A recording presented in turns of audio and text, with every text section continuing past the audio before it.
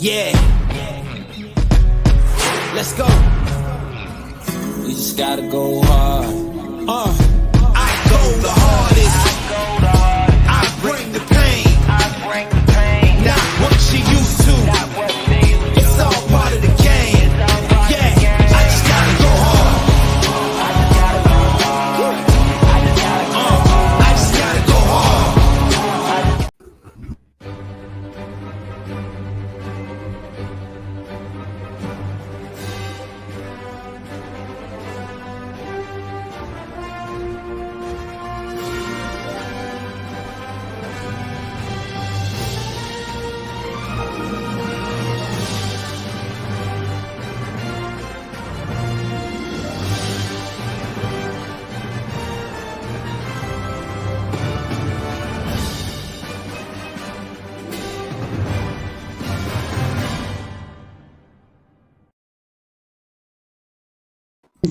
They're going to kill me.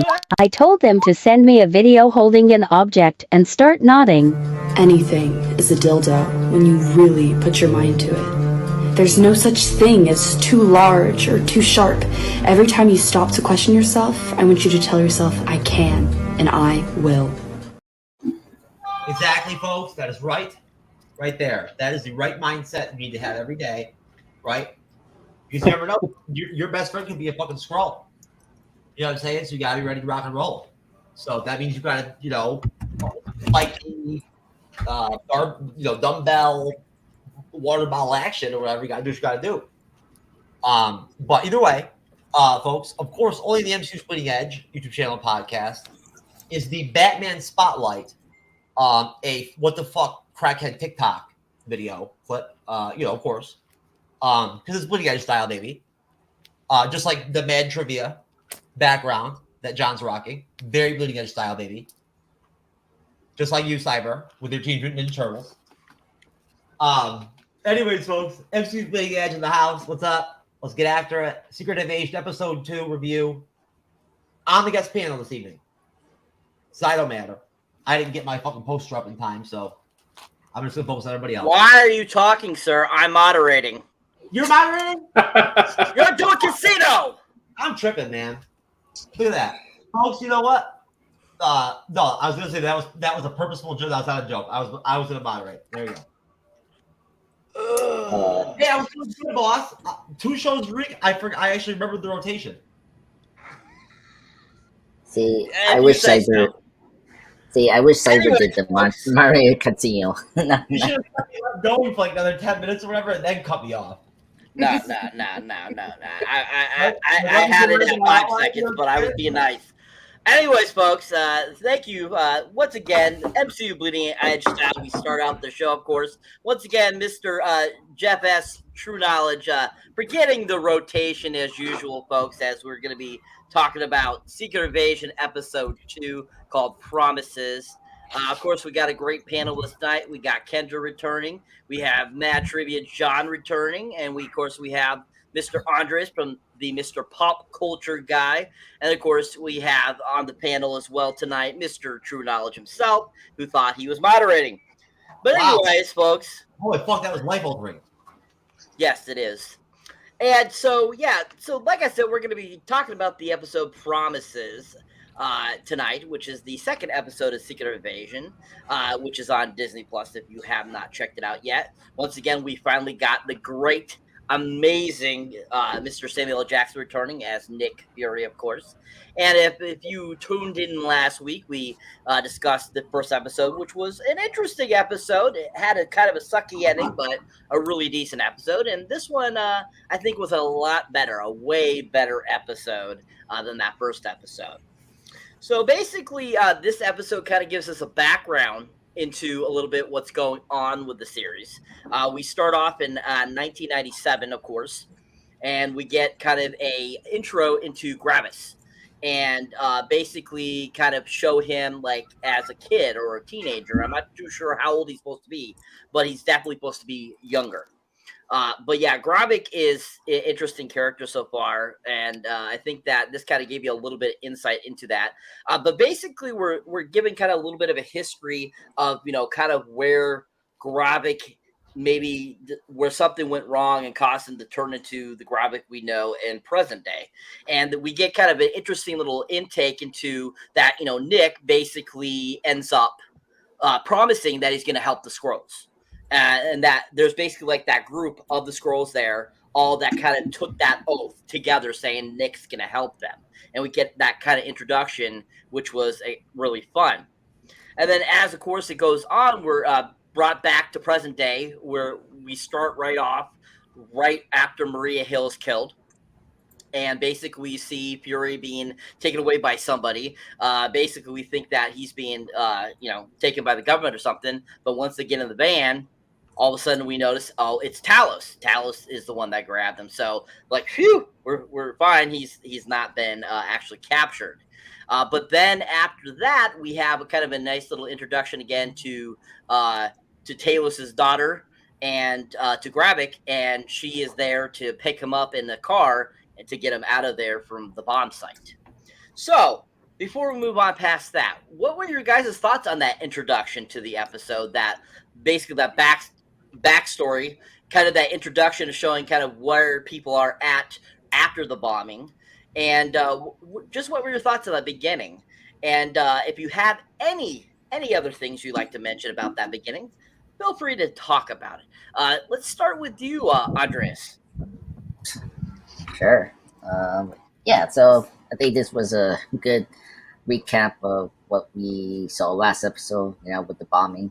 So it's great to pick up the pieces where we left off the main characters that were falling for the series, with Nick Fury, Taros and his daughter, and then, of course, the main villain, which I'm not going to say his name because the name is hard to spell. But yeah. It was very expensive. I'm still shocked about Maria Hill's death. I think this episode did a good job of addressing it. So anyway, overall good sequence. Who said you were allowed to mention that she's dead? I do. All right. I like Maria Hill, and I You must have her cry. Yes, I want everyone to cry because we need justice for Hill, please. Agreed. All right, John, same question, sir. What did you think of that introduction? I thought it was much more fast-paced. I enjoyed that quite a bit, considering the first episode. I had this really distasteful opinion of the lack of Skrulls in episode 1, and this episode 2 kind of was like, "Hey, just kidding. Here's all the Skrulls you were missing in episode 1." And it definitely left a better taste in my mouth. But I also now have this strange feeling that every episode Fury is going to get forced into a van. Because we're 2 for 2 right now. And that makes me uncomfortable knowing Fury. He's out of shape, man. He's out of the business. He's like Bond from Skyfall. It's like, except he's really 73 years old, which so I guess he's got a reason to be easily taken aside. Yeah. But yeah, great intro. Excellent. Kendra, same question. I actually like that we get to meet Gravik when he's young and kind of learn what a badass that he is coming into it, seeing why the Skrulls are so impressed with him. Because when we first meet him, he's nothing more than a young boy. I like that you get to see the interaction between him and Fury, which sets up a lot of what's going to come. But when it comes to the bombing sequence, I think that it was beautiful chaos. I mean, there was violence. There was no mercy. It was raw. It was exactly what you would expect from something that's supposed to be hard hitting. So I loved it, especially Maria Hill's death. I mean, that in itself, yes, it wasn't enough time spent on it, like you guys have been talking about in the chat, but how powerful was that for Gravik to choose the one person that would ultimately destroy her in the moment of her death? So I've loved it so far. Excellent. Thank you. All right, Jeff, same question, sir. What did you think of the introduction? Messi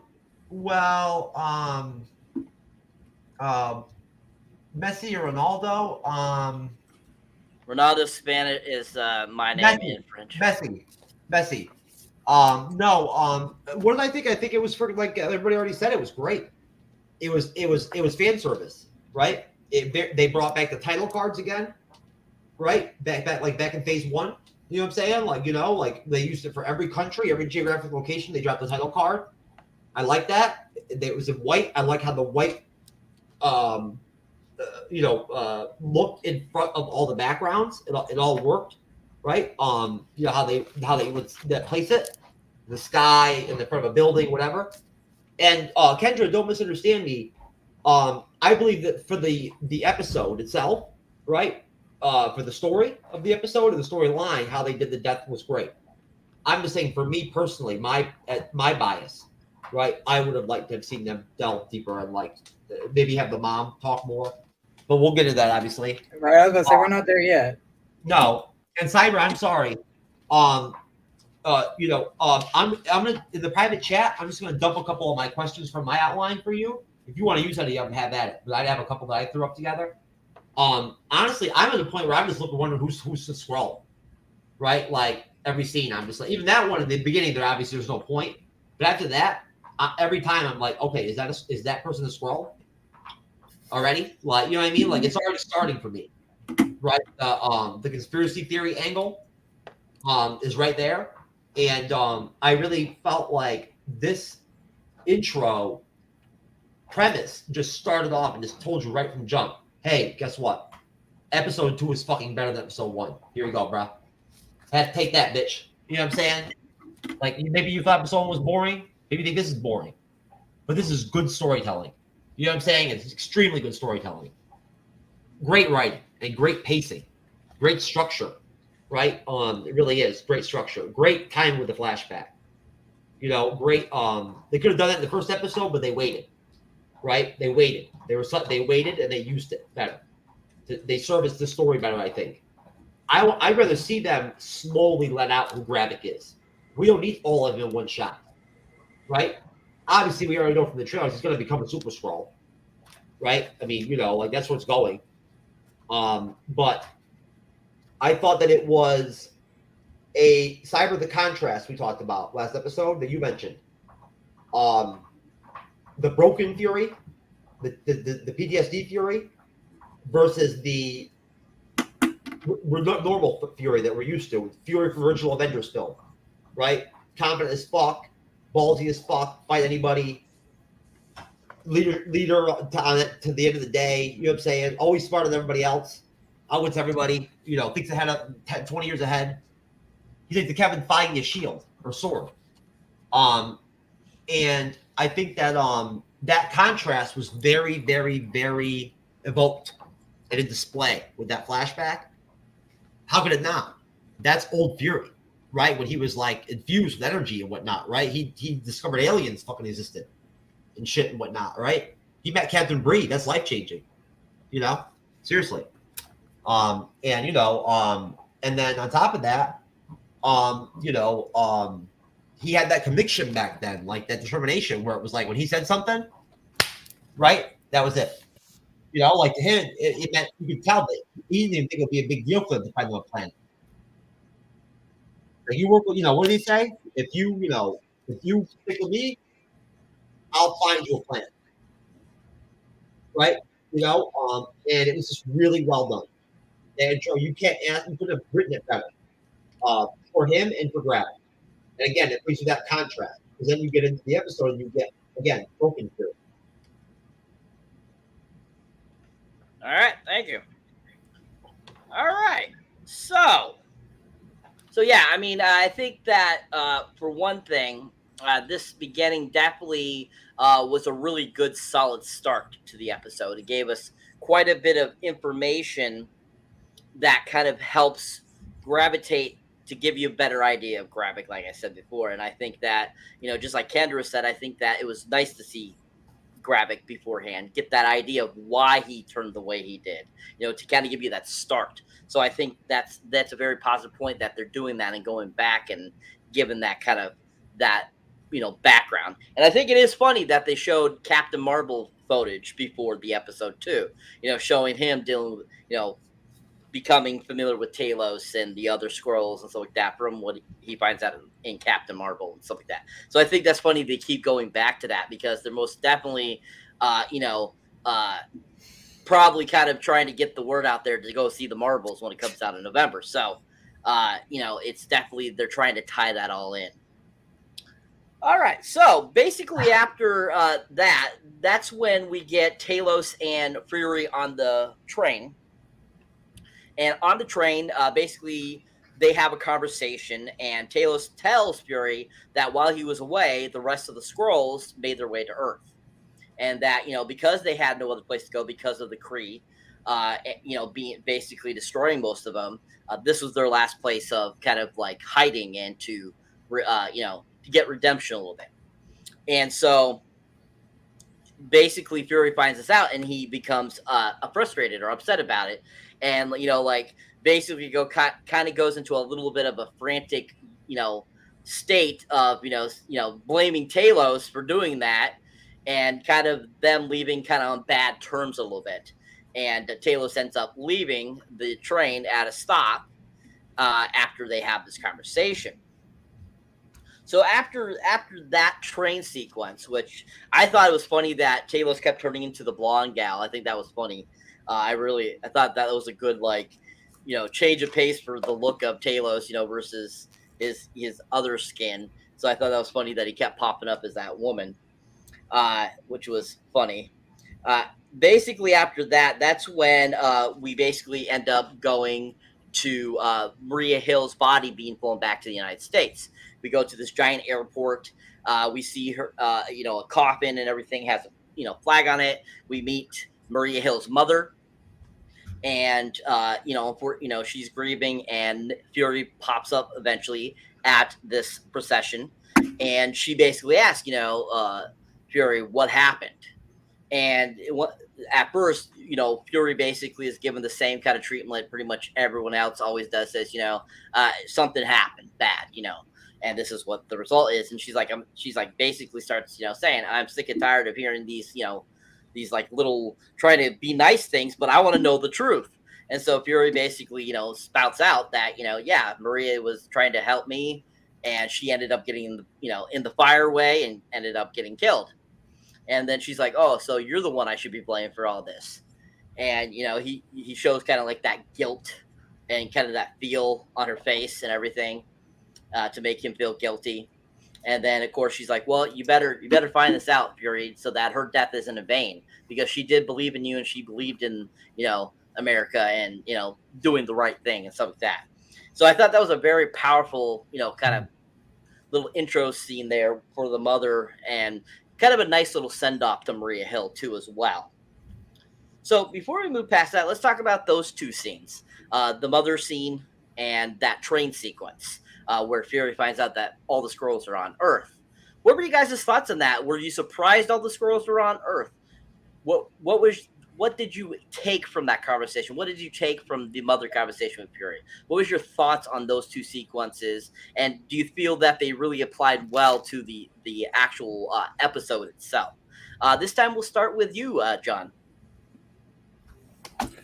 So I'll start with the train scene. I thought that was probably the best way they could have introduced the concept of the Skrull invasion, with having Talos, however you want to say his name, be the one to tell Fury.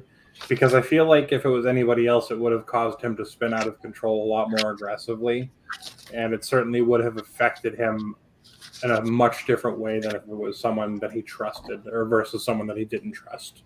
That said, obviously, that still caused a rift between him and Talos. But the fact that he was able to, I would say, compose himself was a testament to his trust in Talos versus someone like even Rhodey coming to be like, oh yeah, by the way, we're being invaded. Because it seems that there's obviously something going on with everybody else versus Talos being the guy that he seems to have the most comfortable relationship with so far in this show. So I thought that was great. As for the mother scene, I was a little taken out because of how completely and utterly different Hill looks than her mother, and I thought she might be adopted. But other than that, I did have a big appreciation for her willingness to say, "This is your fault, but what are you going to do about it to make it so her death wasn't in vain? What if, to make it so it wasn't worthless and meaningless?" Like, it had a very powerful delivery, despite the fact that I was taken out by the look, because she did have this strange look about her that I think we can readdress once you talk about the end of the episode, because it gives me thoughts. But I'll conclude with that. All right. Thank you. Kendra, same question. This is probably two of my favorite sequences in this episode, which is, I guess, saying quite a bit, because this is a great episode. But for Nick Fury's Tell Me Something I Don't Know, I love the whole build up to it, because it is an example of how great the writing is and how great Samuel L. Jackson is as Nick Fury. I mean, he builds it up beautifully, and when it gets to that point, he does not let Talos get away or shy away without being like, okay, well, what's really going on? Tell me what I don't know. And in response to that, I mean, Talos' response is great. He basically tells Nick Fury what nobody else has been willing to tell Nick Fury, which is, hey, dude, you disappeared. And when you came back, you didn't want to be here. So, you know, you weren't dealing with your demons. You just ran away from the problem with other problems taking in mainframe because you were distracted. So how was anybody going to tell you or trust in you when you weren't doing that with anybody yourself? So that's really an impactful scene.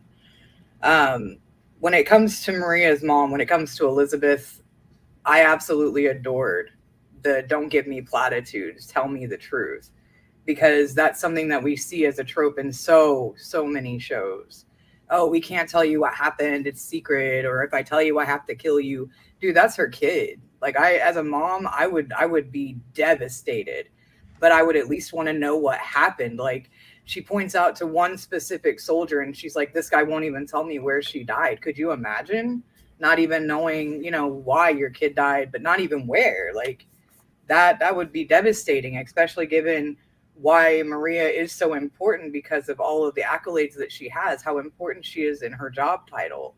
So, I mean, for me, that was great for her to just look at Nick and be like, I don't even care that you're the reason.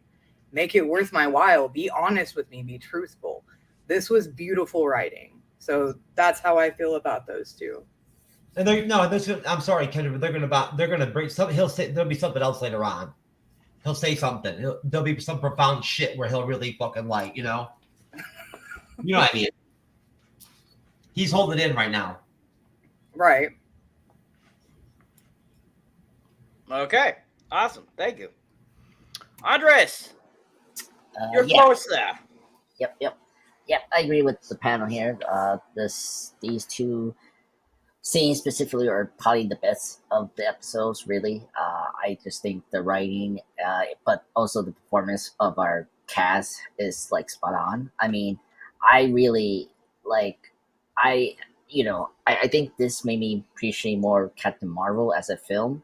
You know, not only the flashback, but also, you know, like very developing Nick Fury as a character. You know, because after the Winter Soldier, we kind of stepped back a little bit with Nick in Age of Ultron. So it's kind of neat that with Captain Marvel, the Skrull thing has kind of giving us a new angle for Nick Fury as a character. You know, with the promise, and then obviously towards the end, what we got, you know, the big twist with him, which we kind of knew in the trailers, but whatever. But yeah, I just love Bendis, you know, Talos and Nick Fury's relationship. It's like, it reminds me of so much of Charles and Magneto's relationship of the mutant cause. Like this, like that conversation alone sets up everything what you like about the X-Men. And I think this is a good way to slowly inject, you know, the equality and the, you know, the discrimination and the race conversation we get with the X-Men by using, you know, the Skrulls first, which is great because, you know, the Skrulls are a perfect, you know, like a perfect way to bring those, like, you know, themes and you know, metaphors that, you know, the X-Men is all about. And I think they they're doing that very well, which is great. But yeah, I was just so sad to see, the argument between, Talos and Fury, because like what Talos gonna do? I mean, his people were hunted by the Kree, and they're gonna be extinct. So of course they're gonna go to Earth. So that just makes sense, and they're trying to survive here. So Fury, and then also I agree with Talos. Fury, after the blip, he went away. He didn't hold his promise. Same thing with Carol. What's going on with Carol and what she's doing? It's just yeah, Taros is 100% white, and I'm happy that they're sticking with that. That Taros is right. Fury is not Fury anymore. He's just a shade of a man, as we discussed from the first episode. So it's great to hear that. And yeah, I agree with Kendra about the mother scene. Yeah, it's always been a trope. It's oh, disclassify, or something that's they don't want some reason tell their spouses of the true facts for some reason. It's because it's melodrama or whatever. But I really like the actress. I like Marie Hill. I thought this was a good cleanser of her death from the first episode. I think this really justified, okay, the death was meaningful. It wasn't mean spirited or out. It wasn't we were shocking the audience. I thought this was serving a purpose for Nick, because if Nick was Nick Fury, I think Hill could have been actually alive, but unfortunately she isn't. So I think I really like this scene, and I guess I'm just curious more about the relationship between Hill and Fairy now, because she's always been there with Nick since the beginning of the Avengers, and so I just want to see more what she did.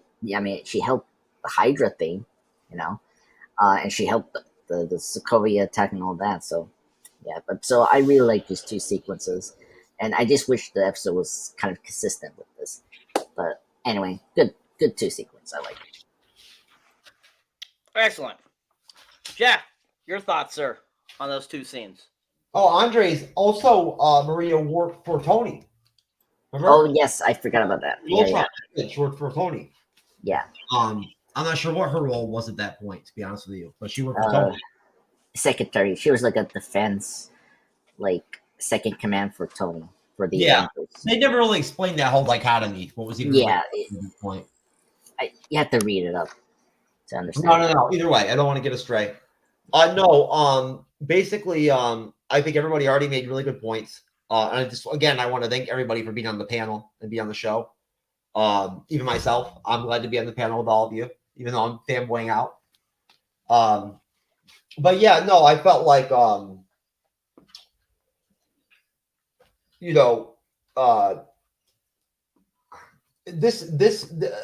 can't help but reflect sometimes, Cyber, I do this, you see me do this, Andres. I can't help but reflect sometimes other shows we cover when we cover other shows.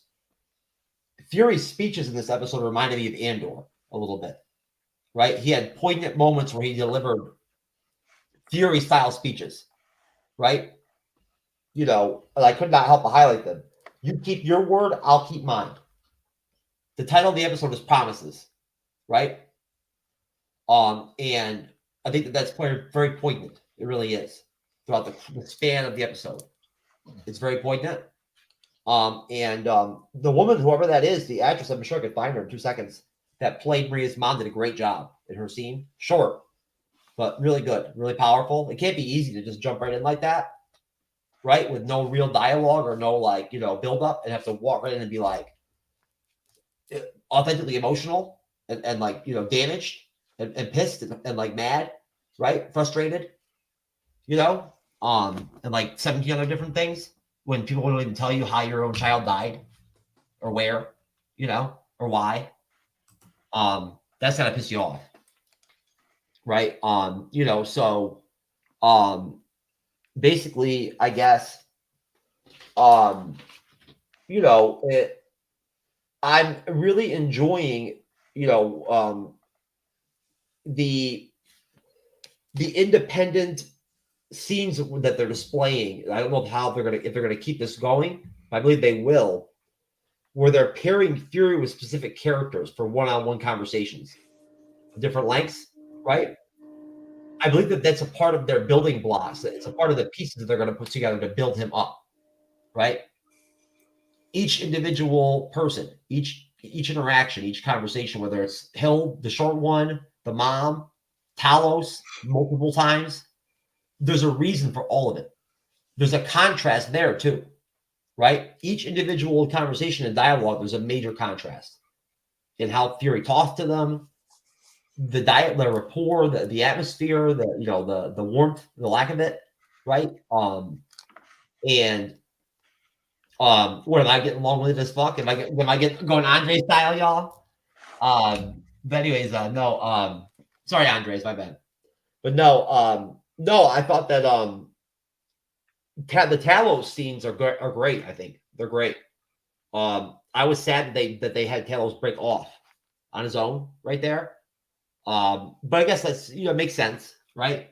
He has his own agenda, you know what I mean, which they flushed out very clearly, right? Like that he does. You know what I'm saying? And can you blame him? I can't. I wouldn't. I mean, Fury abandoned them, right? He did. He hid, right? No wonder Gravis pissed. You know what I'm saying? Like, I'm not saying I blame that. I think it's okay that he killed 2,000 people, right? Instantly. I'm saying that no wonder he's pissed. Right? Like he lost his parents, right? Talos was their man, right? That they trusted. He told them emphatically, I trust this man. Right? That means a lot, I would think, to the Skrulls. His word.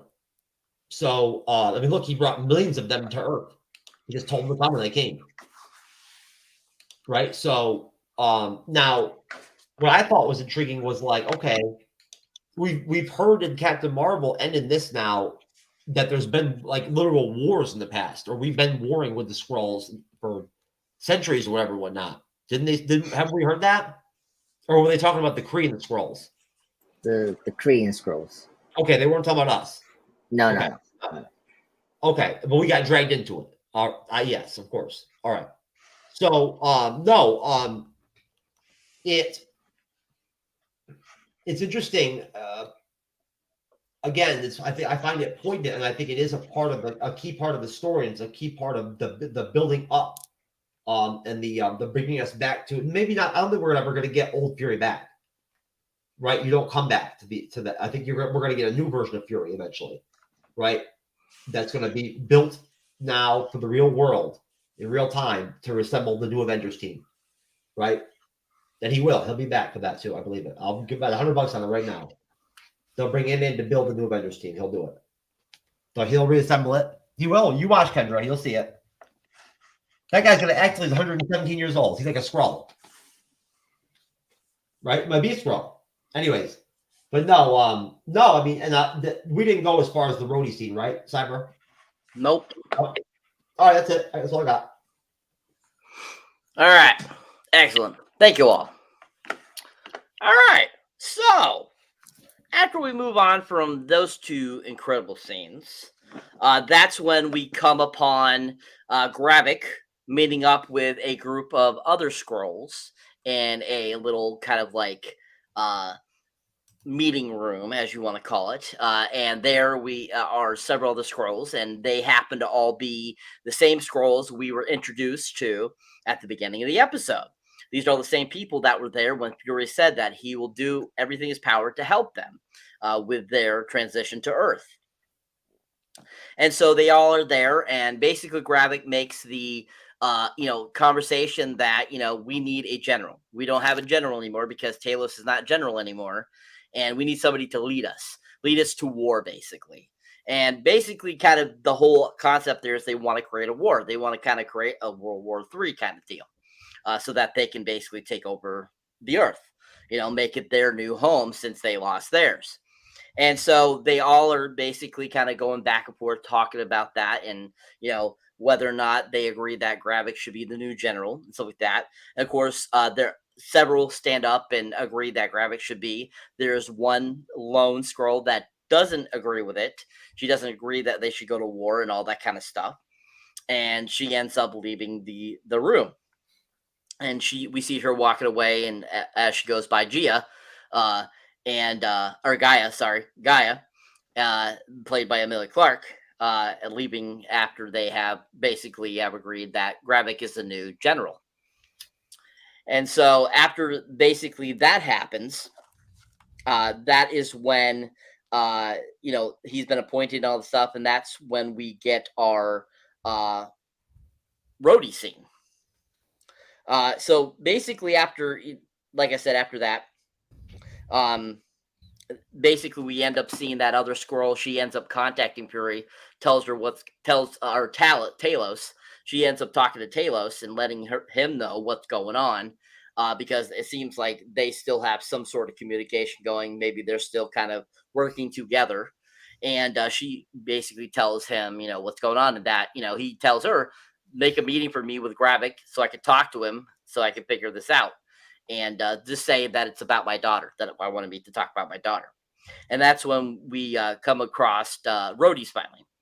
And Rhodey is in some sort of building of some sort, talking to a group of people about the Fury situation. And basically he gives us 2 cents of what's going on, everything, and that he's doing everything he can to do it and like that. And basically says, I'll take care of it, kind of deal thing. And so as he's walking out, we see him walking down the staircase. That's when Fury calls. And Fury calls and talks to him on the phone and says, we need to meet. He's like, okay, I'll meet you, blah, blah, blah, here. So then that's when we cut. Fury's walking into this restaurant. He gets frisked. He goes over, sits down, and starts talking to Rhodes. And basically at this point, we kind of you're kind of going on what's going to go on here. And as they're talking and stuff like that, basically this whole conversation comes around to, I'm firing you. That Fury is being fired. And I as this was happening, I was kind of cracking up because I'm like, watch, I know Samuel Jackson. I know Fury's going to get up and say something. Like he's not going to just be like, oh, okay, I'm fired. And so as he, basically is making the reference that he's fired, and he's like, Fury might be fired, but I'm still here, making basically, I'm always here. I'm not going anywhere. I'm Fury, and I will do what I got to do. Basically, he ends up the guard that's supposed to escort him out. He basically takes his gun and twisted arm and stuff like that. And he actually ends up leaving and goes and sits on a bench. Is kind of like, oh crap. So let's talk about these 2 scenes. What were you guys' thoughts on those 2 scenes we just mentioned? What was your outcome? What was your outtake of it? What was your thoughts on it? Just pretty much. And how do you feel this has taken us? What direction do you think this has taken us in? That we'll see further down the road. Do you foresee a certain storyline being told, or something that we'll get from the comic books, or something that you think Disney has written all themselves? Just what are your guys' thoughts on those 2 sequences? This time we'll start with Kendra. I actually think that this lead up to the war meeting with the council is probably one of the best examples of how you can do fast pacing well. I like that we get the montage of all of the different TV stations talking about the bombing, and then we get to meet some of the people actually being on the council. So you actually get to see some of, the key players in not only media, but also in the government being Skrull and being infiltrated. Which it's not really, given the context that they're putting into this, it's not really infiltration, because these people were put into place with the promise that if they help take care of Earth, that Carol Danvers and Nick Fury would help them find a world of their own. But I do like that one of them steps back and is like, you guys forget that it was because we were too willing to go to war why we're here to begin with. And that's really respectable. It reminds me a lot of the Queen of the Damned, where you had Maharet, who was stepping back and being like, hey, y'all can do what y'all are going to do, but I don't think that it's right. And I really do like that they let her do that. And not only that, but Gravik, even though I don't trust him as far as I could probably throw him, I I like that he was like, sister, go in peace. Like, I respect the fact that you're not on board with us, and I'd rather you be alive and safe than doing something that you feel like we're forcing you to do. But that takeover was beautiful. It was everything that I love about old school mobster movies, where it's just like seamless. It's like you guys have nothing you could have done to be like, oh, well, if you don't want to, well, go fuck yourself. It was beautifully done. And when it comes to the next part of it between Nick Fury and Rhodey, not only do we get to see Rhodey in his element as a political stand and seeing how well he handles that versus being a superhero, but I really, really, really enjoyed the banter between him and Nick Fury. Nick Fury came to him and was like, help a brother out. And Rhodey was like, you're wrong, my friend. You're viewing it in the wrong context. You think that this is something that can be handled with just us working together, but you're not seeing the bigger picture. You're not seeing how many steps of this that you're missing. And all along that I've been watching this, it reminds me, I don't know if it hits anybody else at their core, but the entire time I've been watching it, all I can think about is Agent K and Agent J from Men in Black, where they had that whole sequence where everything was like, I have to do this. This is my war. I'm the one who caused this. And that's all I see now when I see Nick Fury being like, this is all mine. Which, in fact, the way that they're leading this up, it is. You made a promise to these people with Carol Danvers, and now the young blood is coming for the old blood because they're mad that after 30 years, there's been no movement. There's been nothing that you've proven to them or shown them as point of fact that you actually care. And they've been here helping Earth this entire time. So I don't know. I am so excited to see what they're going to do with this. There's so many beautiful setups for what could happen. Excellent, thank you. Andres, your thoughts, sir, on those two scenes? Yeah, I like the Rhodey sequence a lot. The meeting the Skrulls thing, I don't mind. I think it's okay. I think I just want to see more of the main villain's like motivation more. Like, I get that he has a beef with Fury and the Promise, but I feel like there's more personal reasons why, because we got the information now that the Skrulls have been helping Fury and the government, right? So it has to be something more personal for Kravik to do this, because I don't buy the Fury's promise is broken, because there's just more to it for me. Like, why is Kravik is so like having this vendetta against Fury, in this very psychological way. So I just need more information. I mean, like, it's difficult to get you hyped for like who's going to be the Skrull. We've been trying to like I think Rose is going to be the Skrull, which is funny. But it's just the way he handled Fury is kind of weird. So, but yeah, I really like the meeting scene. I think the actors there were really good. The effects, it's great. Like, we haven't discussed that. Like, the DH of Fury was still great from the first Captain Marvel movie. So that was really cool. And then the shapeshifting effects for the Skrulls has been pretty awesome. But yeah, I was very shocked that they let that that one lady out from the door, because like, you think they know that she probably has some connection with Talos before. So I don't know. I found that like a little suspicious. But it was very funny when one of the Skrulls was like having the argument with Kravik, and that big guy almost choked him out. Like, that was very funny. I thought that was like a very mafia way. It's like, shut up, listen to your new leader. But it was really cool to see the Prime Minister. That's a Skrull, because we're going to see her again in the Rhodey trial. So that was like, hint, like, okay, the Prime Minister is going to be a major role for this series. But yeah, so I thought the meeting was good. It's just setting up, I think, the thing that we're going to see in the trailers before of Talos meeting Kravik in this museum or whatnot, and like, we're going to see multiple Kraviks. So that's going to happen next episode, which I'm excited for.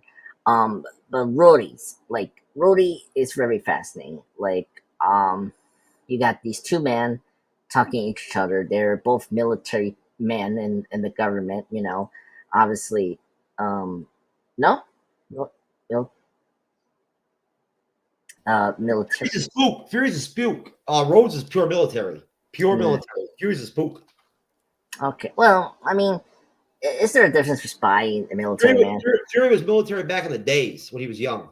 Yeah, but they both like men in the government system, right? And like, you got Rhodey that has been in the good side of the government, where Fury has experienced the dark side of the government, with the Hydra thing, which he brought about Alejandro Pierce, the main villain from Winter Soldier, about how you're not like, do you really know your people around you? With his security team around him, that sort of thing.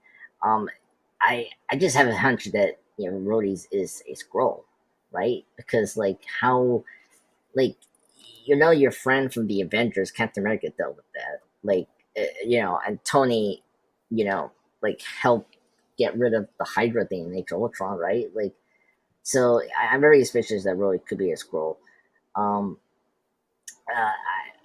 It was just, but man, Samuel Jackson is great. I'm so happy he's lead here. I there's nothing more to praise with that actor. I thought he is just stealing every scene from there, and of course him attacking that guard, like breaking his hand and then clocking out the gun was very funny, like very John Wick, which is cool. And yeah, the bench scene was like very emotional. Like you don't see Fury being vulnerable, and that's the thing I like about the show. We're seeing a different side with Fury, being this most vulnerable person ever, which I was not expecting. So I'm really enjoying that show. But the only thing I just have a nitpick is just the villains. Right now I just don't care what Kryvik is doing. Unfortunately for me, I get what he's doing, but I just need more information what they're doing. And when we get to the scenes about Super Skrull, I'm kind of curious what we're going to do with that. Anyway. Excellent. Thank you, Andres. John, same question, sir. Your thoughts on those two scenes? First and foremost, I just got to say, Shooter. I love that guy. I thought for sure he was going to be putting his hat in the ring for General, as I was saying in the chat earlier.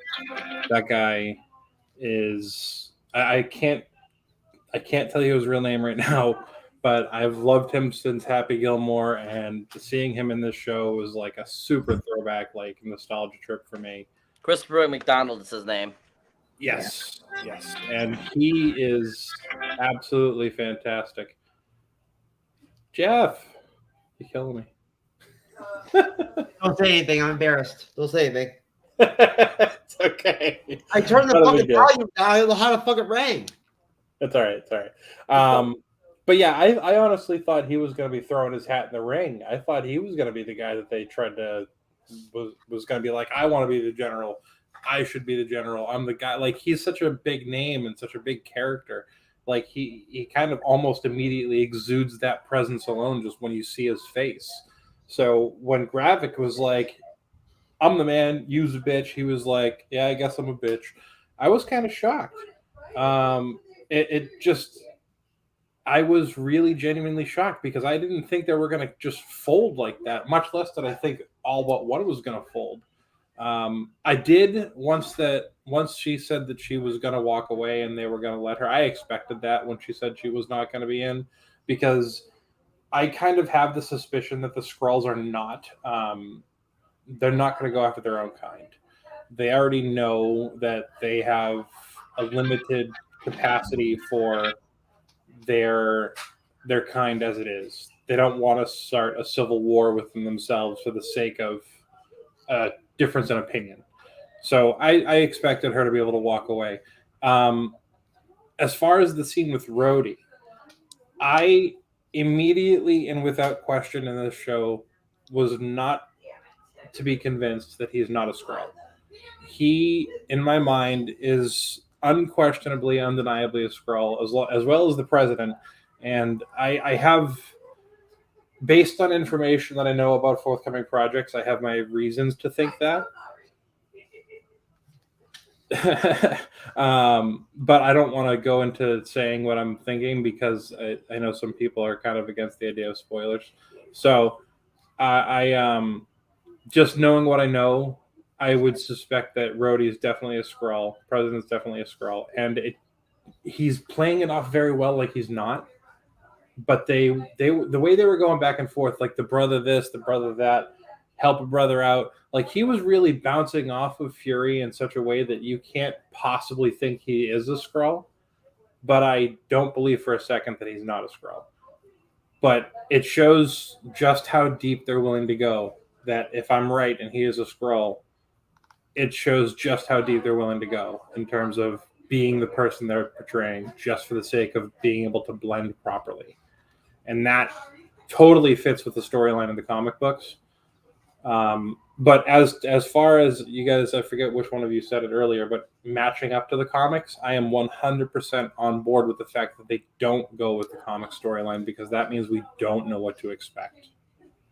And that's the best part about using source material only as a basis and not following it through exactly as it was written, because then you don't know what's going to come. So that's my thoughts on that. That scene was fantastic with Rhodey and Fury. Do I think his security detail was Skrulls? No. Do I think Rhodey was a Skrull? Absolutely. And that's my thought on that. Okie dokie, thank you. Jeff, Mr. Phone Man, your thoughts on those two scenes?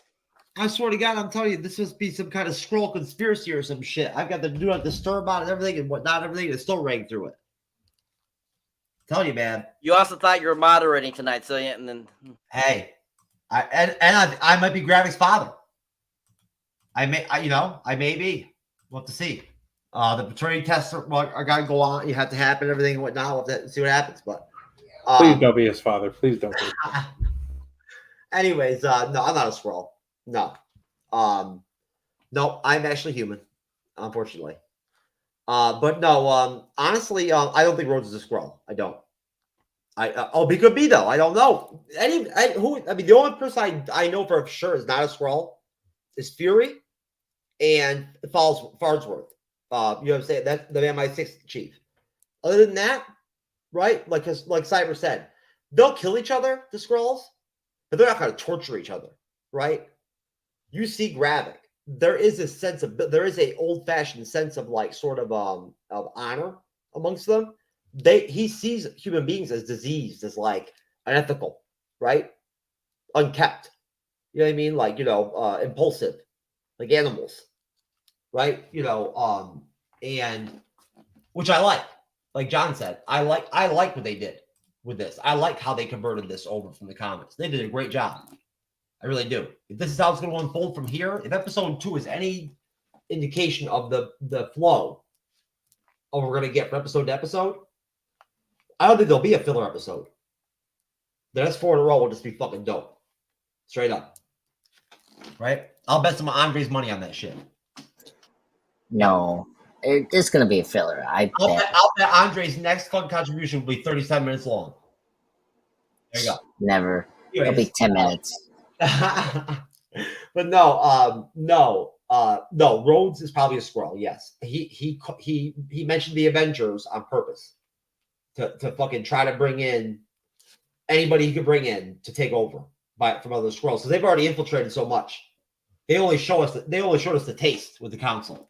That was a taste of like what they've done, what they've accomplished, what they've got. He is the president of the United States as a Skrull, right? Now, but then again, though, like John, that doesn't make any sense. If the president's a Skrull, well, how could Rhodes be a Skrull, right? Like that kind of would make no sense to me in the series. I don't see how. Think of how they interacted in that first episode. Like they were teamed up. Yeah, 100%. Okay. With Rhodey being so anti-Fury, knowing what we know about Rhodey, it only tracks for him to be as Rhodey as he can be with still being the defiant way that he was in this episode. But when he wasn't in front of Fury, he was like, well, they're AWOL. We got to treat them like they're AWOL. That is not Rhodey. That is 100% not how Rhodes would act, especially knowing how he was with Thaddeus Ross. That's a court-martial. Yeah, you're right. No, I think that he was a Skrull because I think that the only reason he didn't have him killed was because he couldn't. All he could do was just get rid of him, right? Take him out of the playing field, knowing he'd still be active, right? He, like he said, he's Nick Fury. What did he say? Even when I'm not in, I'm still in, right? Even when I'm out, I'm still in. Another poignant fucking thing he dropped. That was awesome. Now that was old Fury coming back right there, like revisited. That was some good shit. That's like some shit I've said in the bedroom before. Even when I'm not in there, I'm in there, right? There you go. Gotta love it, baby. Anyways, but no, he very well was a Skrull. I think that the council is like only a piece, right? I think Gravik is kind of playing multiple factions of his own group, right? I think there are multiple factions within his own organization. There's probably Skrulls that came in even before him, right? That had established their own. I mean, you saw the ones in the council that liked the human aspect of being human. They enjoyed shapeshifting into their human role, and we're fine with it, and we're like proud of it or whatever. And he despises that, right? He does. Enjoying their wine. Yeah, no, I like that because it gives him a multifaceted viewpoint towards why he wants to invade Earth. There's hatred for Fury, right? Yeah. That's what he wants to like make him suffer, right? He also sees the human race as being and distinct anyway.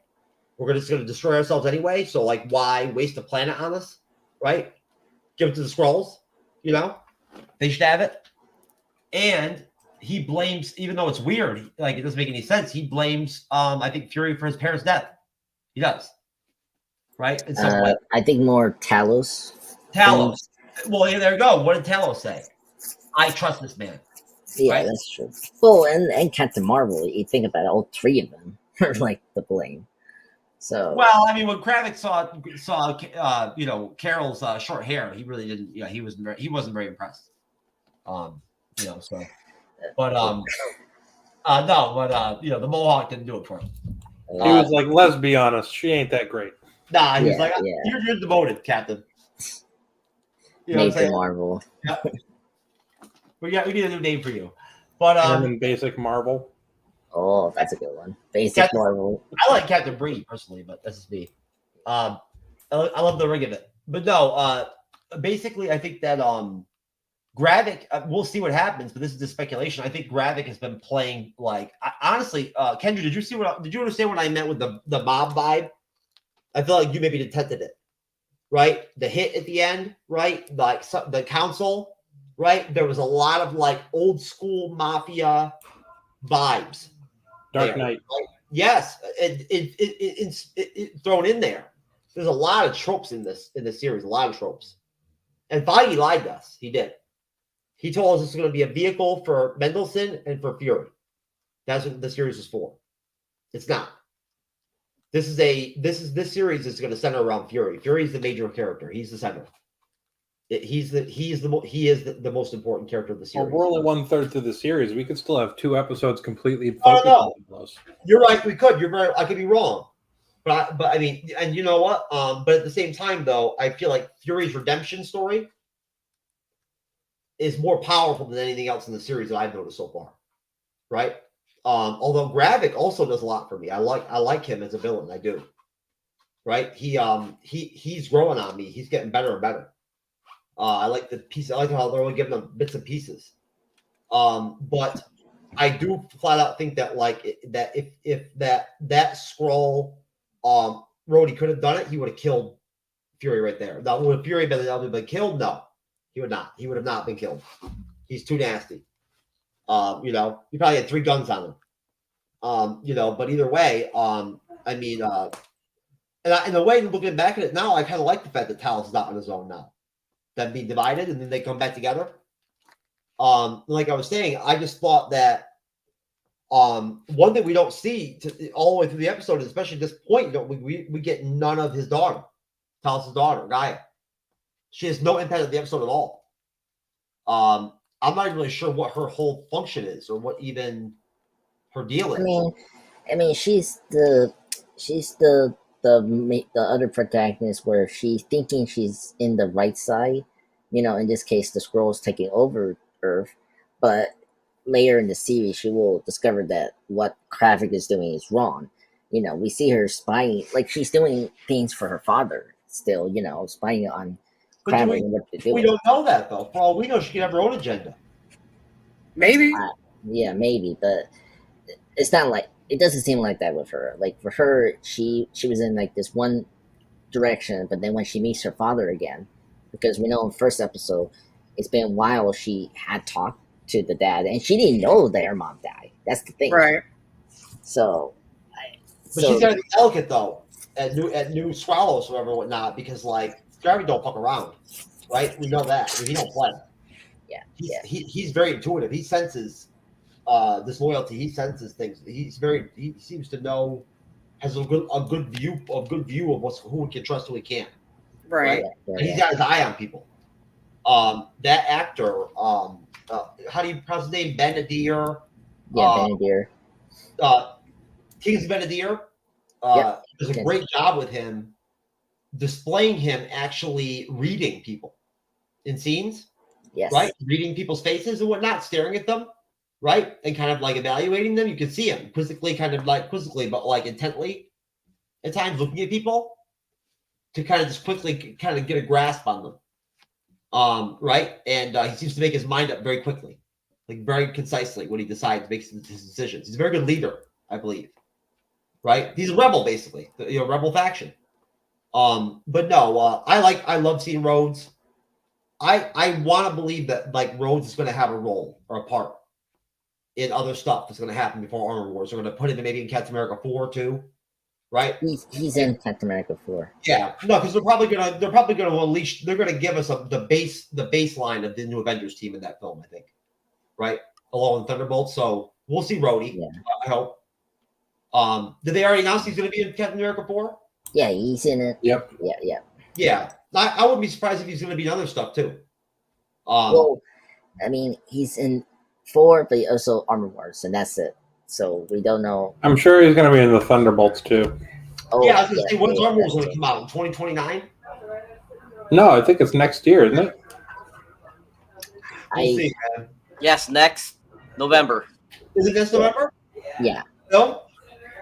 Really? Yeah. Okay. There's a lot of information that's leaked about that movie see. already that ties directly into this show.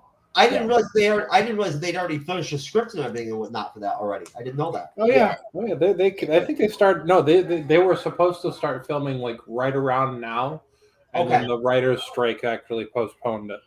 Yeah. Okay, and, go ahead. the release date has changed as well, so it's coming out in November, as Cyber say. But that gives us Deadpool super early, which Yeah. on this. That's the one thing they did get actually moved up was Deadpool. Yeah. Well, I'm hesitant to expect and be happy about that because if the writer's strike continues, Ryan Reynolds cannot improvise, which means Deadpool is pre-written, which not okay. Not okay. Well, he didn't write it completely by himself. His friend wrote it with him, I think, too. Right? No, what I mean is you can't. So the writers cannot change. Oh, they can't lines. adjust it at all. Yes, they They can't. can't improv or anything. Yep. So the benefit of Deadpool is the fact that he wears a mask, so they can ADR improvise lines later. But it still makes me hesitant to be thrilled about it the way I would be if this whole thing wasn't going on. So get your shit together, Hollywood. I wouldn't worry about it, man. The MCU still dominates the entire cinematic landscape.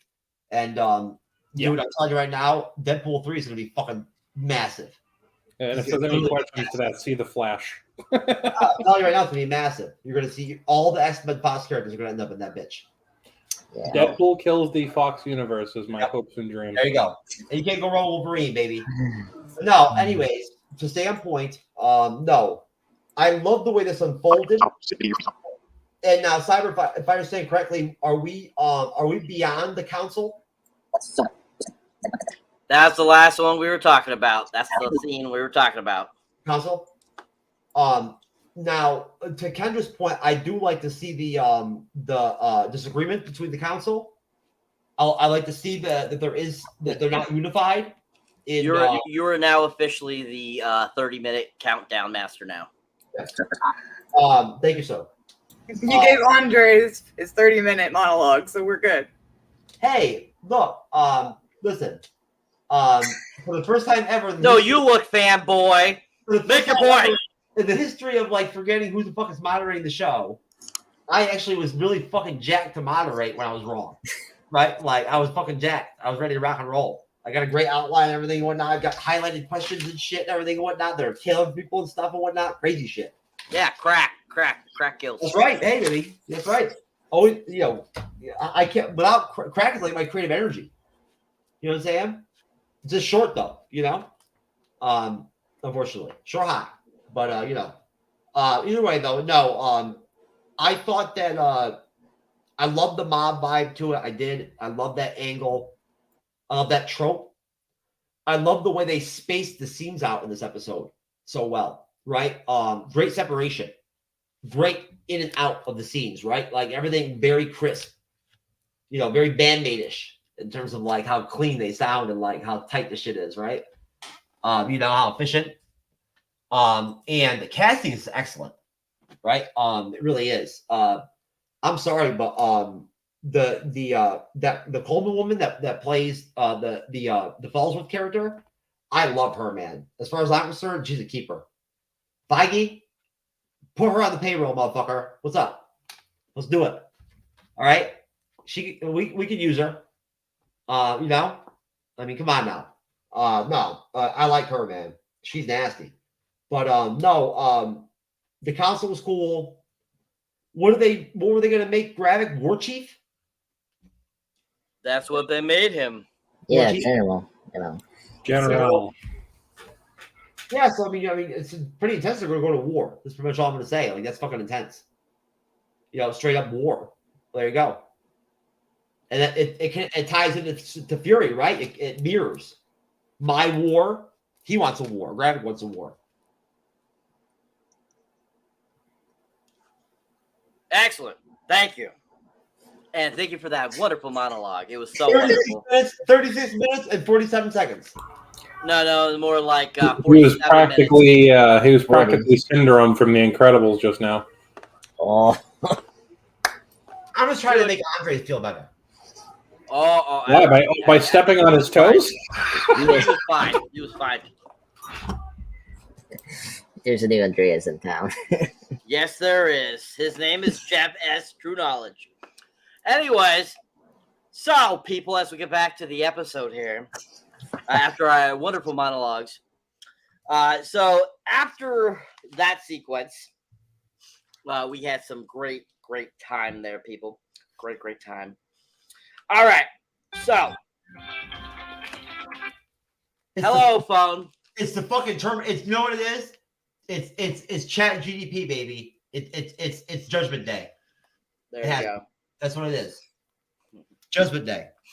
All right. So after the Rhodes and Fury little combo, and it shows Fury get on that bench, that's when we're introduced again to Olivia Colman's character, and she has come to where currently there are people interrogating this a gentleman that they have tied up in this meat locker, if you want to call it. That's what it's called.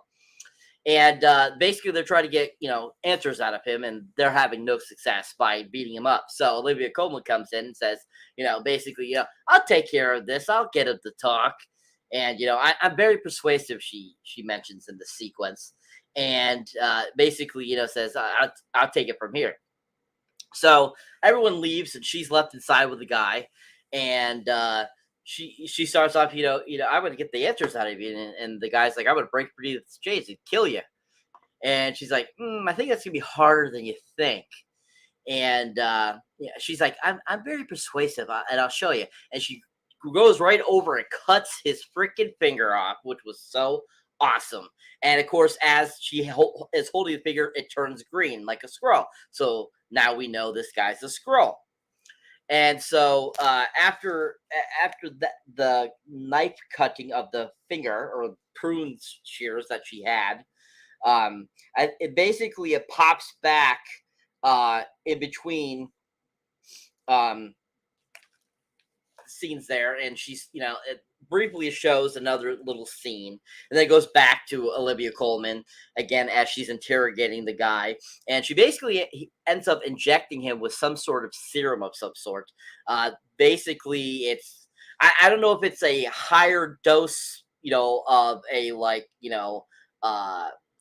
truth serum or something like that, but it's a blue color, and basically it causes him to start burning from inside, basically, which I thought was kind of interesting. I was like, whoa, watch those graphics work there it's like flushing his body. Drop crack rocks into Blue Mountain Dew, Cyber. I actually have a thought on that, if you don't mind. I forget if it was earlier or later. Just saying, I feel like it's extremis converted. Oh, God, extremis. Jesus Christ. Extremis, okay. Iron Man 3 guys, bitch. There you go. Yeah, it could be. You never know. You never know. It could be from that sword. It could be from one of those factions. Who knows? Or what was Killian's group called in Iron Man 3? AIM. Yeah, it could have been from AIM. It could have been from AIM. Yeah. Anyways, so she jacks it right into his ass, and all of a sudden, like I said, he starts to get like this flushed thing and like going and so like that, and she starts questioning him and asking for answers, and he's like, I don't know anything, and eventually, basically, he finally breaks and tells her a couple things, the name of an individual, and basically what's going on in certain aspects. He finally breaks, and as that happened, that's when all of a sudden we go to a brief sequence with Gaia and Gravik in a little room, and she's on the computer looking at things, and he comes in and says, we need to go find such and such. And so they end up going over to find him at this meat place, and they basically make their way in, start shooting the place up, kill all the different guys that were there. And Olivia Colman, after she gets the information, the guy hears what's going on. She's like, "Oh, your friends are here." And basically she kicks him over, and that's right where the escape hatch is, and she goes down and crawls in there and makes her escape out. While Gravik and his henchman guy are making the way through and killing the guys, that's when Gaia's out in the car, and she has that one gentleman that we were introduced in the first episode out. She's going, "Oh, I'm going to go check the back." And she goes out towards the back, and as it shows her out there, she's talking to somebody on the phone. I honestly don't know who. I don't recall anybody knows who that is. Maybe she was calling, I don't know, a friend or Talos or somebody. I'm not sure, but she was definitely talking to somebody on the phone. Are you talking about the councilwoman? No. Oh, I'm sorry. Fellsworth. Yeah, no. I'm talking about Gaia. Oh, Gaia. Yeah.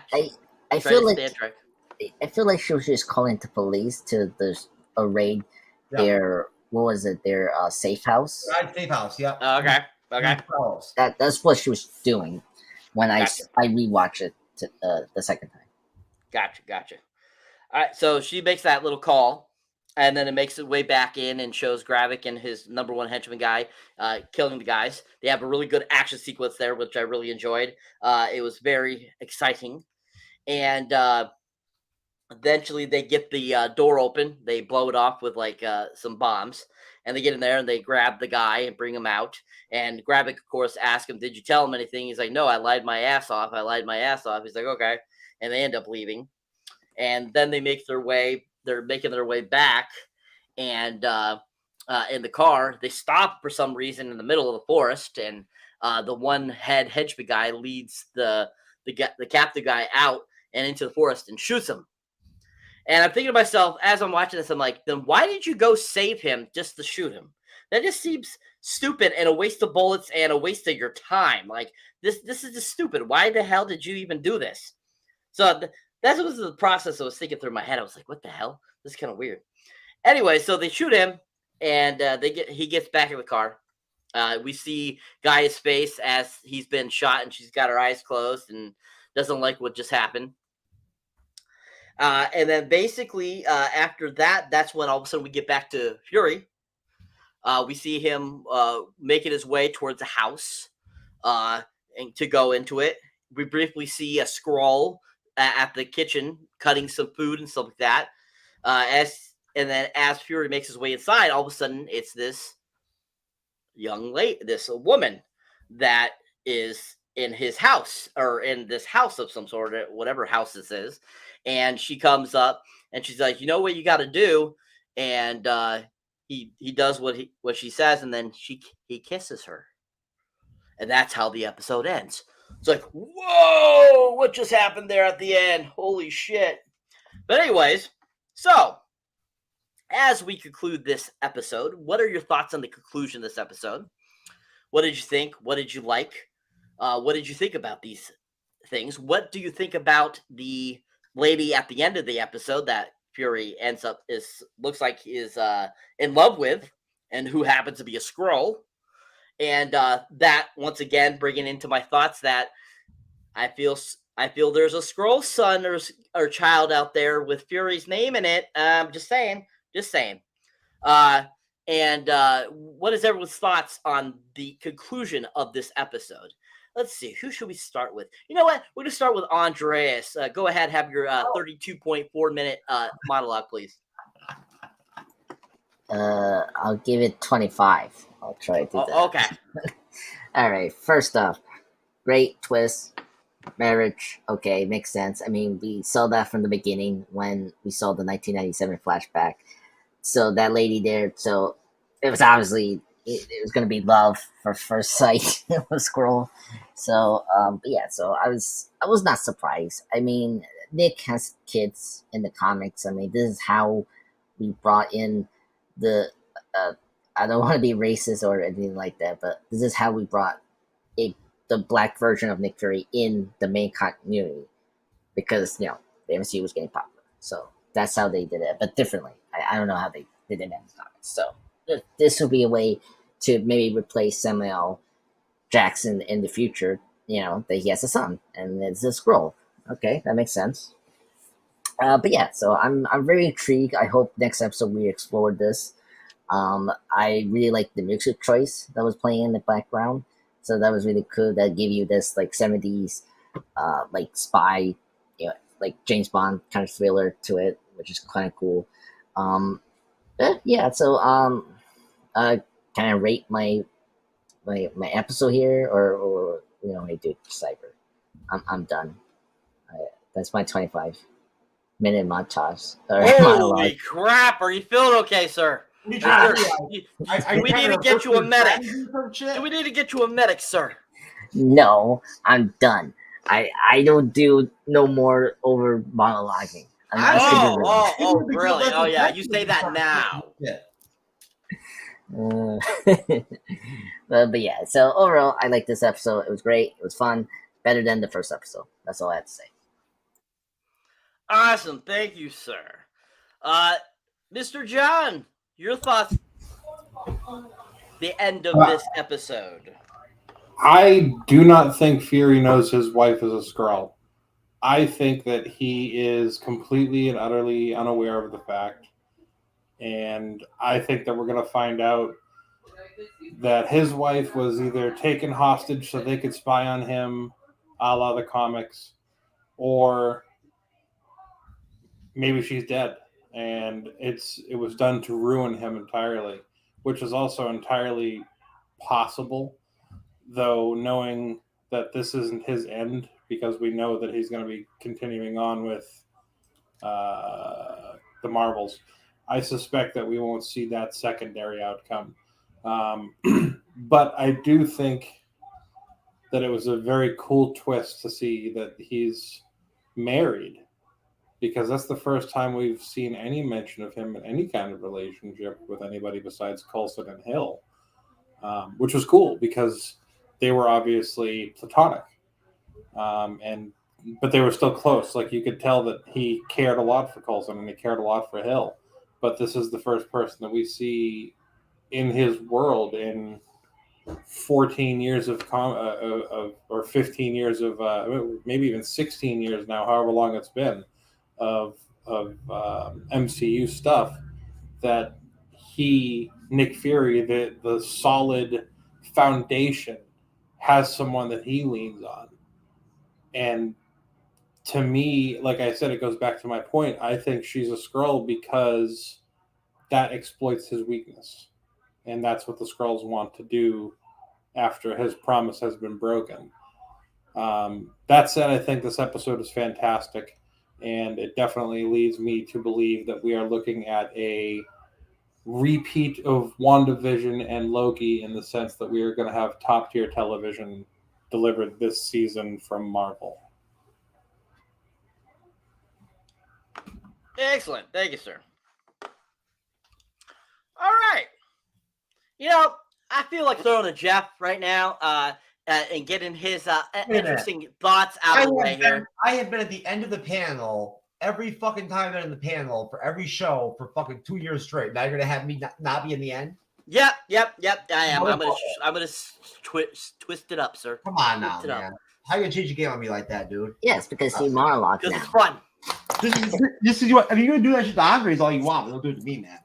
You know what I'm saying? I'm just playing. But no, John. Well said, man. Well said, dude. Honestly, you captured it right there, right? Really, like, I mean, honestly, you saved me. Now I have to say that shit, which is always good, right? That'll shave at least 8 minutes off my fucking my contribution, right there. You know, probably 10 minutes, possibly. You know, literally, I think that this is, and I could be wrong again. Look, this is my opinion. It's my gut. Look, I called it on Miss Marvel, right? Comic-Con 2021, whatever it was, and whatnot. When I was asked and whatnot, I said in my gut, I thought Miss Marvel would be hated, but it would be great.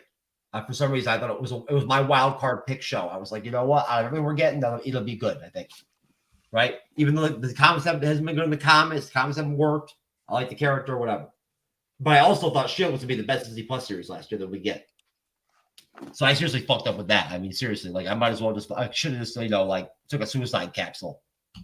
Like after that, I made that pick. Good thing I'm not in charge of finances at Disney, obviously. Right. You know, either way. No, I think that I'm giving the episode a 10. I am. My first 10 in fucking who knows how long. Right? You know.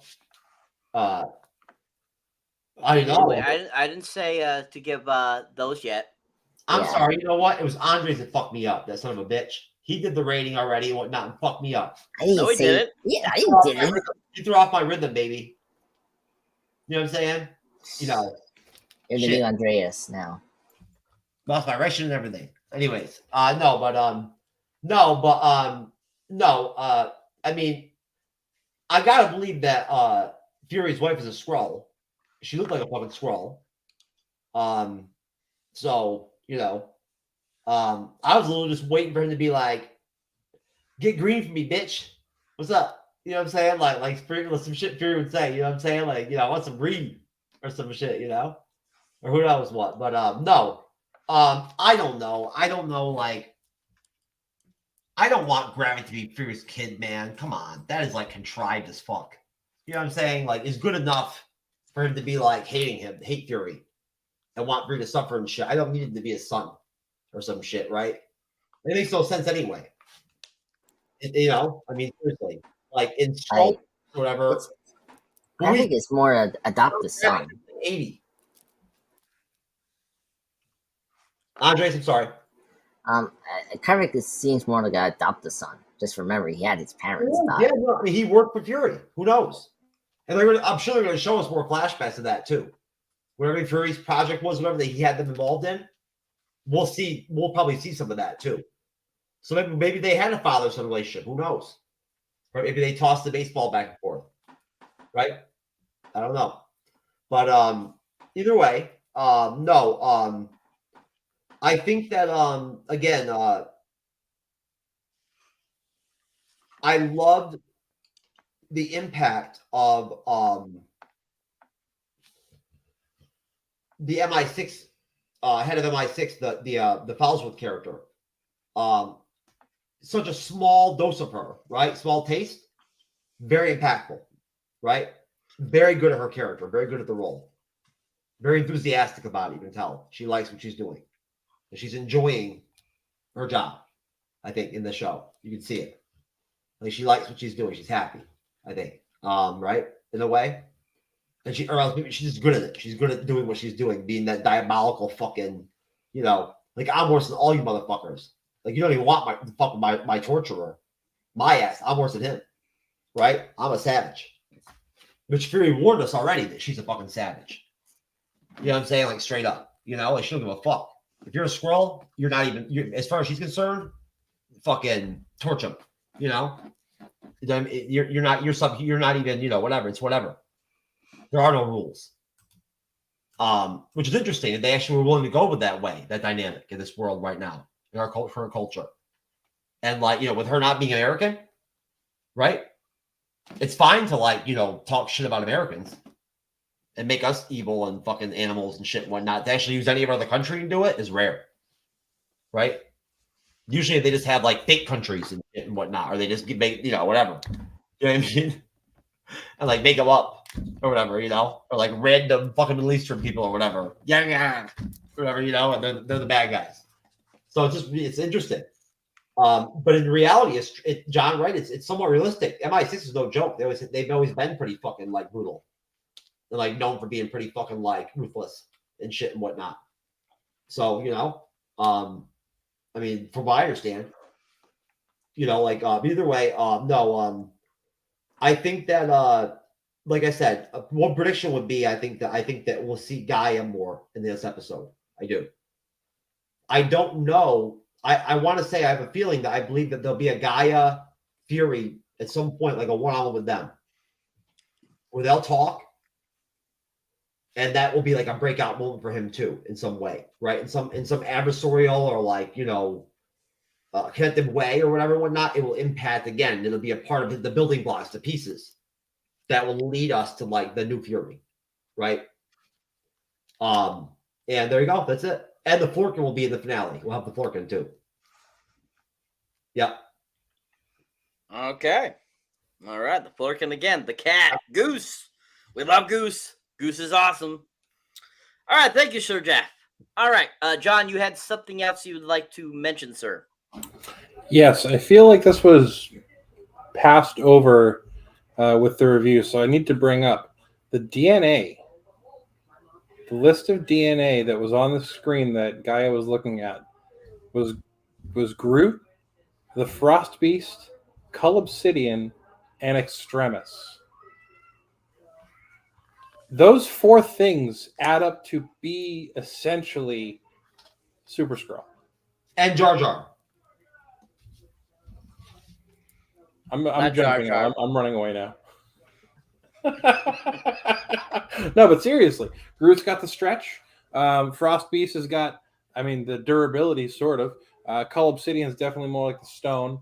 And, I mean, I guess Frost Beast could be considered the blue aspect of Sue Storm. And then Extremis is the fire. We have our Super Skrull DNA. It's not going to be Super Skrull, which is going to make me fucking furious.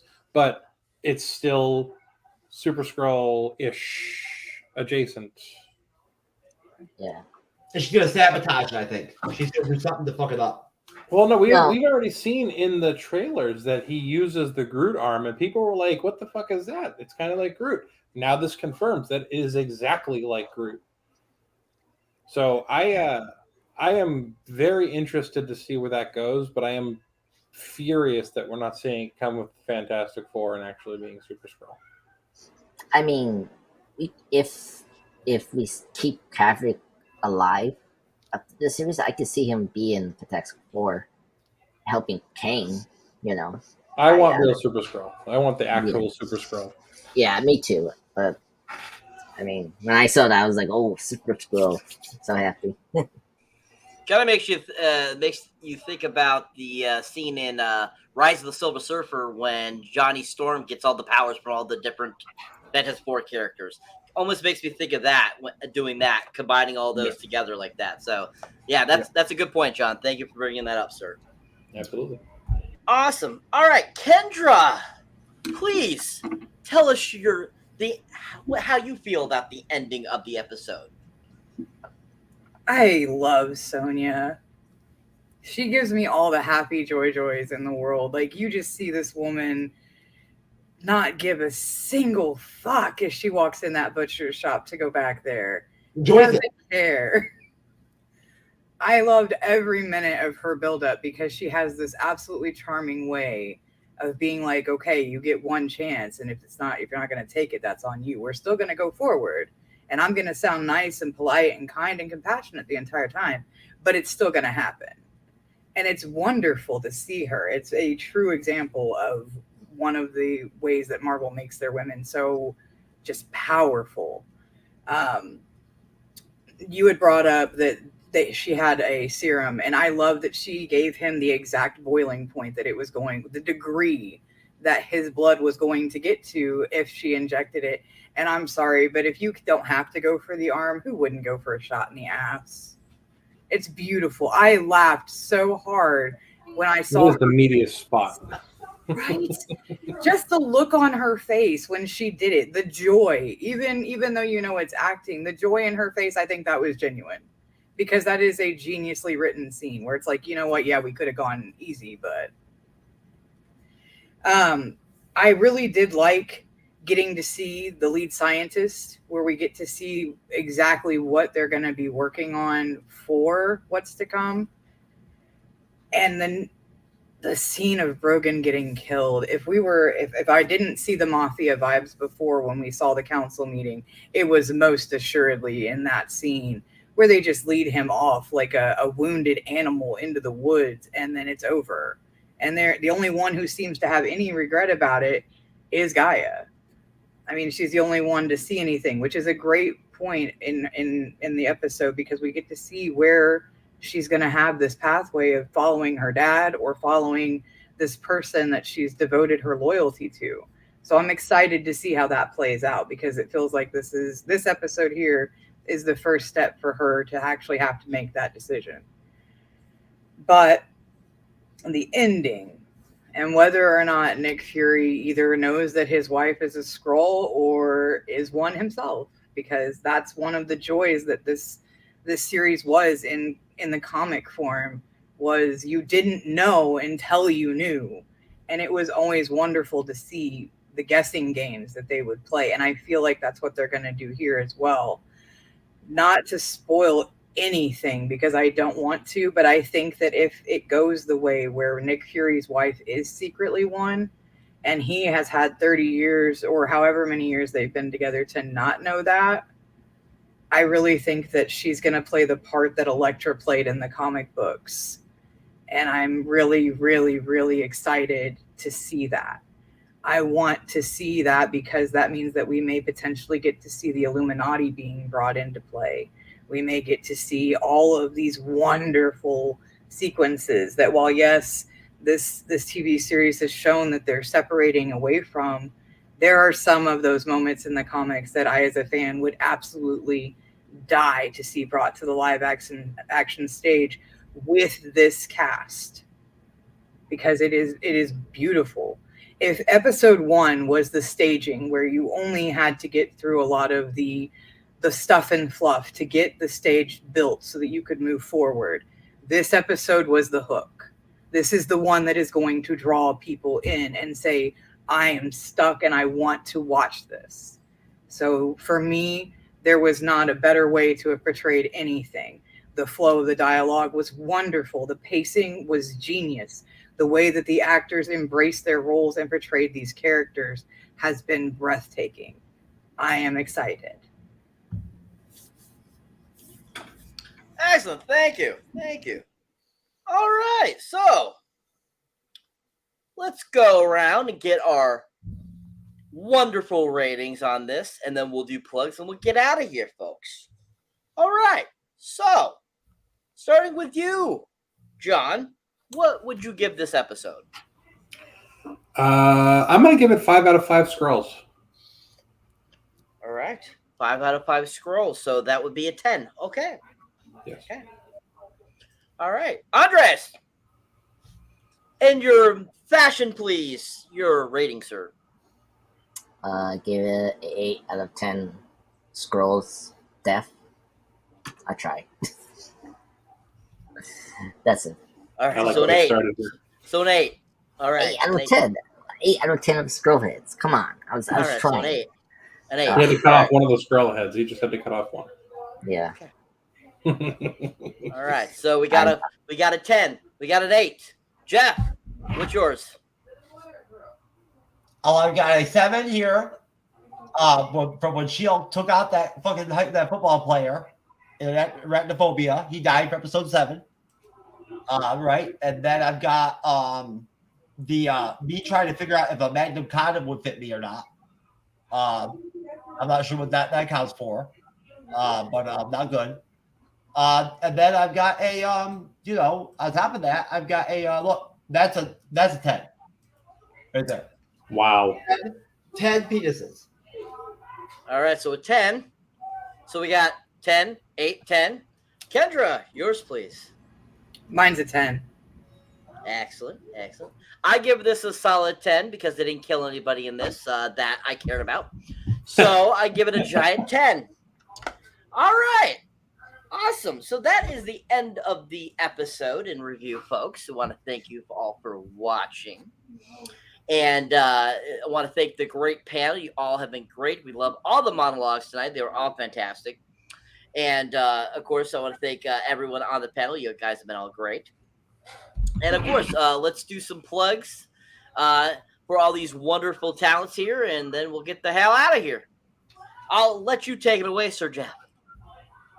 Of course.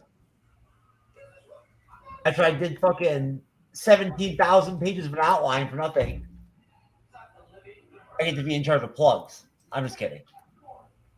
Great job, Cyber. Hold on, I got to pull Kendra up real quick on Twitter. My favorite place. Twiddle-dee-dee-dee-dee-dee, twiddle-dee-dee-dee-dee. I really need to stop being lazy and get these links over to you. Yes, that's right. You know, I forgot about that. See, I did. I asked you if you would send me over something so I could actually play some of your writing and whatnot and everything, right? And pull something I forgot. It's okay. Nice show, right? No, I don't blame you. You didn't get your Secret Invasion shirt. I get it. It's understandable. You feel complete. But no, let's start with the Mad Trivia Podcast. So That I still have not fucking given John my fucking movie list so I can actually go on there yet and whatnot and everything. I'm fucking them up. So there you go. holding me up on that, sir, but it's okay. I'm trying, man. I'm still trying. I'm trying to screen share your shit too, but I'm slow. No worries, bruh. No worries. You know, man. Yes. So if you don't mind, I'll run through what I do really quick. Essentially what I do is I take my guest's 5 favorite movies and I pick one of them out for them at random, and I come up with 10 trivia questions based on things from within the movie, behind the scenes, little known facts, budgets, awards, you name it, I'll pick it. There's no way at all, ever, any time that any of my guests will get all questions correct because I am so good at what I do. But then I also take a scene from the movie that I've picked and I omit some words, and then I let my guest replace those words. The caveat is they don't know what movie they're doing until after they've picked the words. So it's a complete shock to everybody when they come up with the descriptive words for whatever, looking at what I've got right here, Terminator 2. When you don't know what's coming, you're not going to say Cyberdyne. You're going to say, who knows, Thompson's ass cream or some shit. But it turns into a mess, and I love it. And I think that anyone who has not listened to this show yet would absolutely have a blast. And as well as the fact that I think everyone would have a blast listening, of course, I'm going to reach out to Kendra, Cyber, and Andres. You're all welcome to be on my show as well. I'm very happy to have guests from all walks of life, and I'm certainly waiting for the opportunity to now stump all 3 of you. So, reach out to me. I've got, I believe, all 3 of you on my Instagram now. So, I know Andres' Instagram is blank. So I'll have to find him on Twitter. I'll have to find him on Twitter.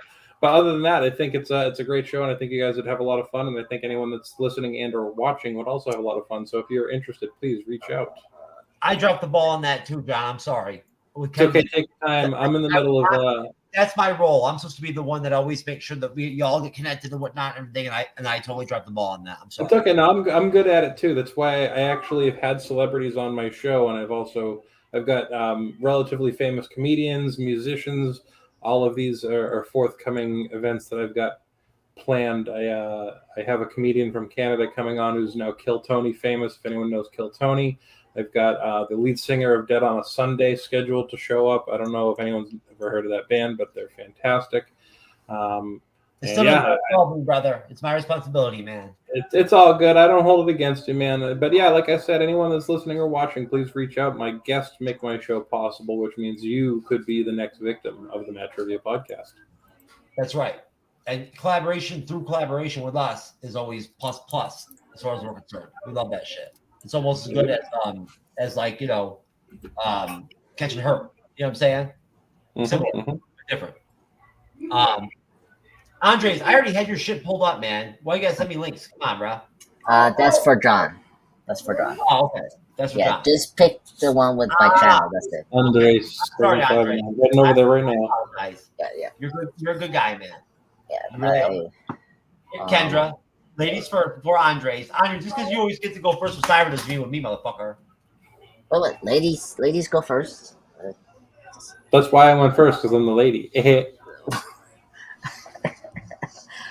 Let's go. This is why I've been muted the entire It's thing. the best picture ever, too.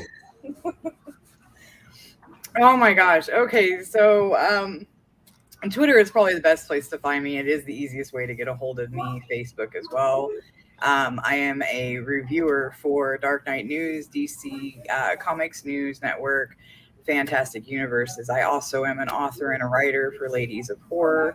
And Twitter is really where everything gets sent to first, aside from Facebook. So it's really the easiest place to see everything, whether it's the comic reviews or TV show reviews, or any of my new horror stories. And I'm always available to talk. So if anybody feels froggy enough for a message, go for it. And John, I will definitely take you up. That sounds like a fun podcast. It is. Glad to hear it. That's it? Okay. Jeez, I thought it'd be longer than that. I apologize. I am not the monologuer on this episode. You and Andre have taken over. Andres, I expect everyone to be at least like 15% as long as Andres, right? So never gonna happen. No. That's all.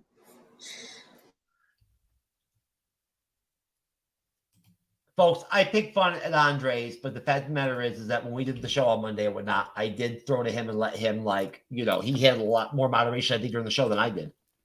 So, I like the way it's all. Yes, please check out our Monday report. It's great. It's a great show. Please. It was our first one. It could be, it's our first one. Improved. It could be improved. Yep. Anyways, there you go. There's your shit, brah. Cyberneticshark. Oh, it's me. Oh, yep. It's me. I thought Andres was next. No, bro. No. I had to flip the script, baby, and make Andres last. He's going to flip the script, people. All right. So, well, if you like me here on the Bleeding Edge, definitely check out my solo content. You can find me under Cyberneticshark there, folks. As you can see, I just put up my Mission Impossible trailer reaction, so go check that out. I have not at all gained any new access of people for subscribers. So the to my birthday and bust type of thing did not go as planned. So I will be keeping it going. As soon as I hit that 700 mark or 750 mark or any of that, I will be giving a giveaway for those that, out there. But yeah, yesterday was my birthday. So if you did not tweet happy birthday, go to say it now. Happy belated birthday. Anyways, but yeah, so yeah. You didn't say happy birthday to me either. Happy belated birthday.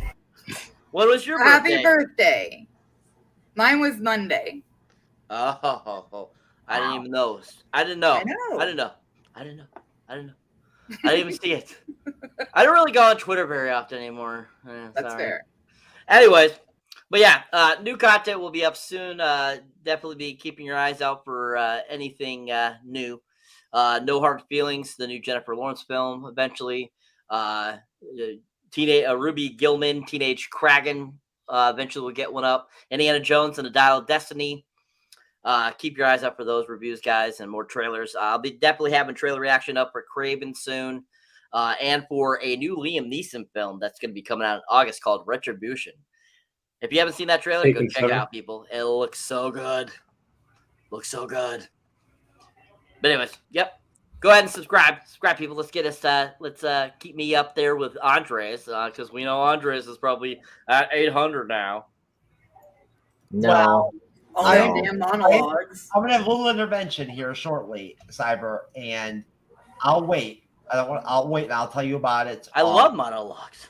I'll tell you on Friday what I'm gonna do. But I told you I'm gonna do something and give away some stuff, and involve it with you and Andres, and getting your subs up to 1,000. Well, I've got some ideas and some stuff I'm gonna do. So you'll see. Yes. I'm not going to use my gift cards for us, buddy. For the MCU'S B2B Edge, they're going to be for you and Andres and your 1,000. Yeah. Okay. Yeah. So very quick, second channel, DC Marvel Plus Talk. It's my secondary channel. My social links are there. Facebook, Facebook group of DC Marvel Plus, and all that. I'm gonna post tomorrow a Man of Steel retrospective review. I've been focusing on my first channel, so yeah, so not too much posting here, but hey, just check out for tomorrow. So that's it. But yeah, I'll get the other channel up. Hold on. yeah, not bad, Jeff. I'm proud of you getting my channels right. Hey, brother, you know what? Even every once in a while, when I get lucky, Sometimes he does it. Yeah, that's right? just I get lucky every once in a while, man. That's why his new nickname is Delayed Man. the layman. Oh, the full master work. Okay, so this is my first channel, Andreas. Somehow it kicks in, baby. Yeah. Go ahead. So anyway, this is Andreas Pop Culture Channel Presents first channel. Thank you everyone for the MCU Edge fandom. You guys have been really great. You've been very very nice to me, and thank you for the subscription. Just support me and Cyber through the future. Hit that milestone we're hitting for this year. So yeah, just hit that subscribe button and like that and hit that like button. Sorry, twisted tongue. I cannot talk today. I'm sorry. I'm done. I just want to go to sleep now. But yeah, so tomorrow, just now, I'm going to post a Andreas Pop Culture Talk episode 5, where I'm going to talk about me and my host, Chris, are going to have big spoil cast on The Flash and the horror comedy that came out 2 weeks ago of The Blackening. Highly recommend watching The Blackening. Funny movie. Check it out. It was really great back in June 16th. But yeah, and then that's it. And just getting ready for July. I can't believe it's almost here. Yeah. So yeah, thank you. Most definitely. And I'm not going to plug anything because anything I pull up to plug could be, it might be upsetting. Kendra, we have a woman here, we have a lady here. I don't want Kendra to be upset. I've Right. already heard about your massage parlors. I mean, what else What? you got? What do you mean? What massage parlors? The ones I that have don't- been calling you this entire podcast. Oh, you mean Massagey? Oh, Massagey. Yes, that's what they call it. I'm sorry, I started speaking like that. Massagey, they call it.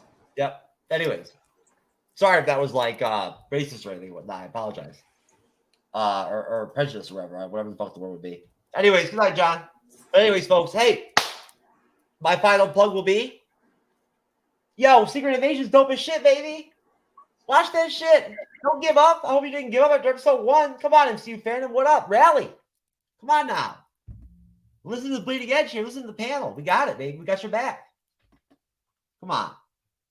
Some good shit, baby. We got Marvel's coming back, baby. It's not done. It's not over.